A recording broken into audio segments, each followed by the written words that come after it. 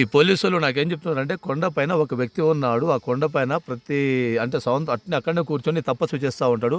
ఆయన కొండ పైన ఉంటాడు. ఆ కొండల్లోనే 108 మంది దేవతలు ఉంటారు. లక్ష్మీదేవి, అమ్మవారు, శివుడు, బ్రహ్మ, ఆంజనేయ స్వామి, వినాయకుడు, ప్రతి ఒక్క దేవతలు ఆ కొండ లోపల ఉంటారు. ఆ కొండ కిందంగా నీళ్ళు వస్తున్నాయండి. ఆ కొండ కిందంగా నీళ్ళు ఎలా వస్తున్నాయో తెలియదు. మీకు ఈ వీడియోలు చూపిస్తా చూడండి ఫ్రెండ్స్. అక్కడ పవిత్రమైన గంగా జలం అంట. పవిత్రమైన గంగా జలం అంట. నేను అటు వీడియో తీద్దామని చెప్పి అటు పోతుంటే పైకి ఎక్కా, కొంచెం దిశ వాళ్ళు ఎవ్వలేరు, పోలీసు వాళ్ళు లేరు, గన్లు పట్టుకుని ఉన్నారు.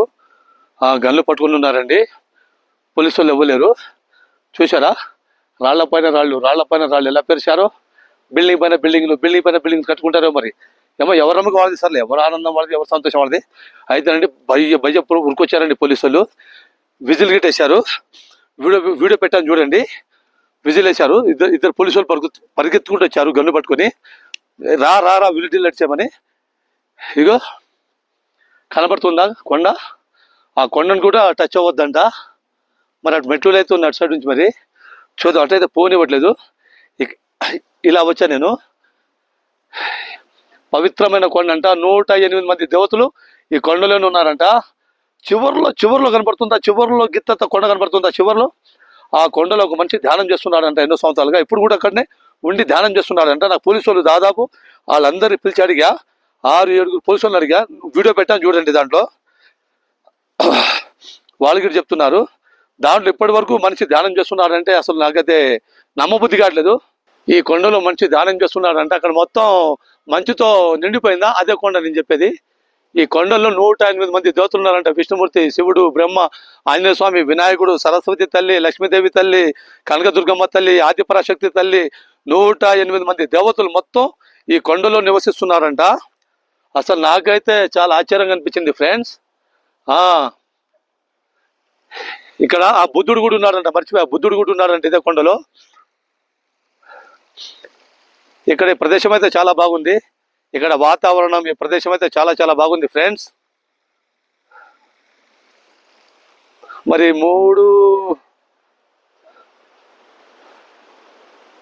అసలు ఈ కొండలలో కనబడుతుందిగా కొండ. ఈ కొండలలో దేవతలు ఉన్నారంట. పవిత్రమైన కొండ అంట. అటు సైడ్ ఎవరు పోకూడదంట, ఎవరిని పోనివ్వట్లే. నేను ఎలాగోలాగపోయి అసలు ఇంకోటి చెప్పనా, ఆ జలపాతానికి వీడియో తీయకూడదంట ఫ్రెండ్స్. అసలు నాకైతే అసలు ఏం చెప్పాలో అర్థం కావట్లేదు. కానీ అసలు అటు సైడ్ పోకూడదంట. వాళ్ళు చూసుకోలేదంట. 5-6 ఊరుకొచ్చారు వాళ్ళు దెబ్బ ఒకేసారి. విజిల్ గిట్ వేశారు. నేను వీడియో పెట్టా చూడండి.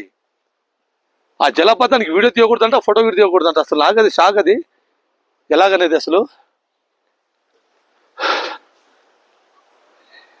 ఇన్ బుద్ధ గార్డెన్ అంటే ఇది.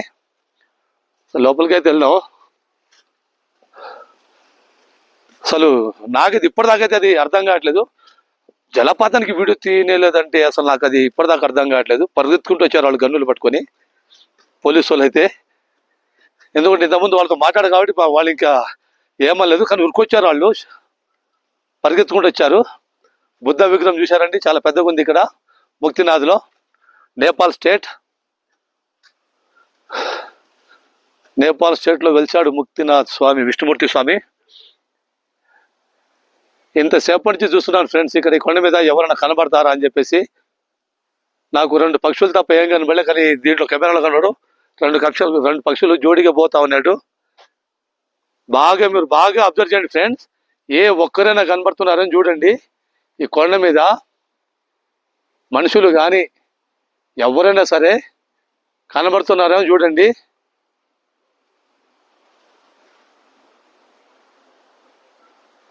కనబడుతున్నారా ఫ్రెండ్స్?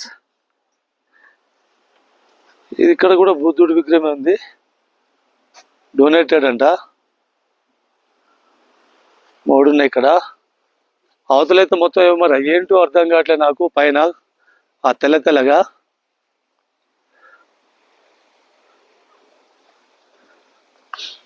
కానీ గార్డెన్ మాత్రం బాగుంది. ఇక్కడ చాలా అందంగా ఉంది గార్డెన్ అయితే, బ్యూటిఫుల్గా ఉంది, చాలా బాగుంది. చూశారు కదా ఫ్రెండ్స్. ఎవరైనా కొండపైకి కానీ అటు సైడ్ ఎవరైనా కనిపించారా ఫ్రెండ్స్? ఏ ఒక్కరైనా కనిపించారా ఫ్రెండ్స్?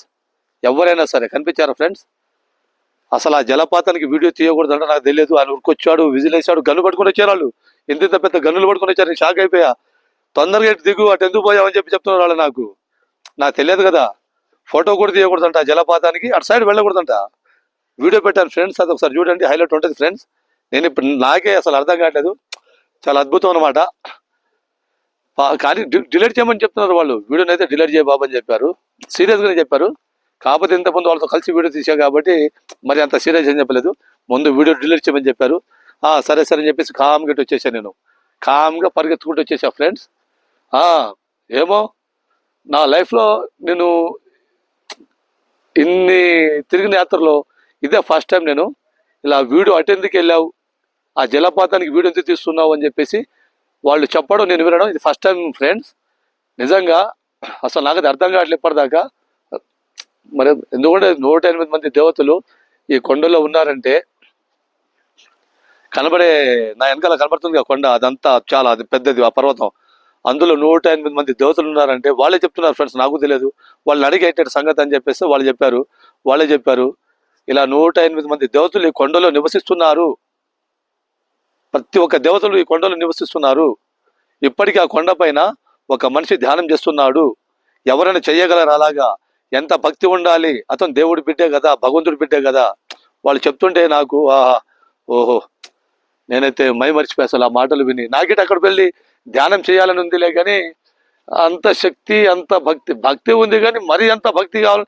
ఇప్పుడు చలి పుట్టింది అనుకో అంటాం మనం, అబ్బా చలి పుట్టింది కదా అంటాం. దేనికి భయపడకూడదు అంటే అంత భక్తి ఉండాలన్నమాట దేవుడు అంటే. అంతే కదా ఫ్రెండ్స్, భక్తి అంటే అలా ఉండాలి. అలా ఉంటేనే అతన్ని భక్తుడు అంటాడు, అతనేమటి దేవుడు ఉంటాడు.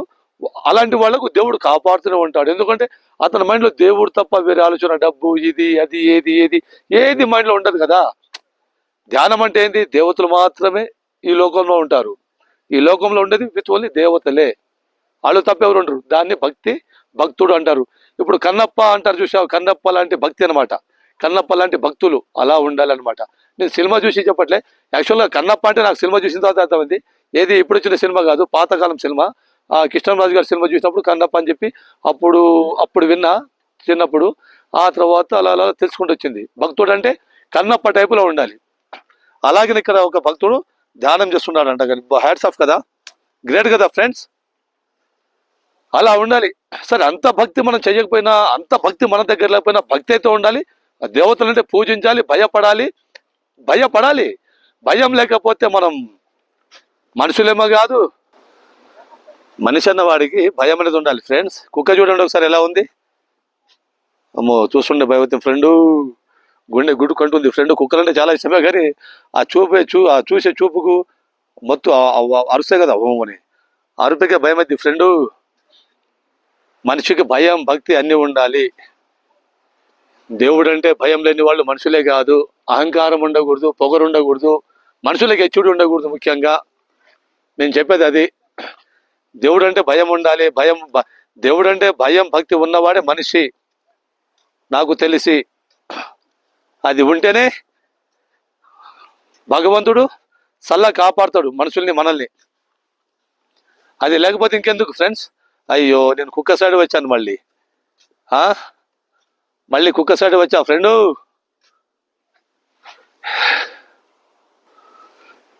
దేవుడు అంటే భయం ఉండాలి, భయపడాలి, పూజించండి, భక్తితో బతకండి. భక్తి ఉండాలి, దేవతలు అంటే భక్తి ఉండాలి, అన్నీ ఉండాలి, అన్నిట్లో ఉండాలి. ఇప్పుడు మనం తాగేటందుకు, తిరిగేటందుకు, వాటికి అన్నిటికీ టైం స్పెండ్ చేస్తాం, మంచిగా ఎంజాయ్ చేయడానికి. కానీ దేవతలకు పూజించడానికి ఆలోచనలు రావు మనకు. దేవుళ్ళు అంటే ఆలోచనలు రాదు.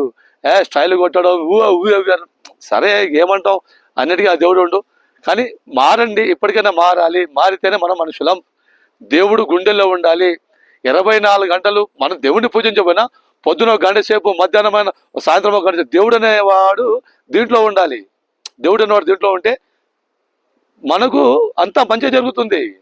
మనం ఇవన్నీ మానేసి అంతా మర్చిపోయి మనం తాగుడికి, తిరుగుడికి, స్టైల్ కొట్టడానికి, దేనికి దానికి తప్పుగా కాదండి. మనం చేసే పనులు కరెక్ట్గా ఉంటే అది మంచిగా ఉంటుంది.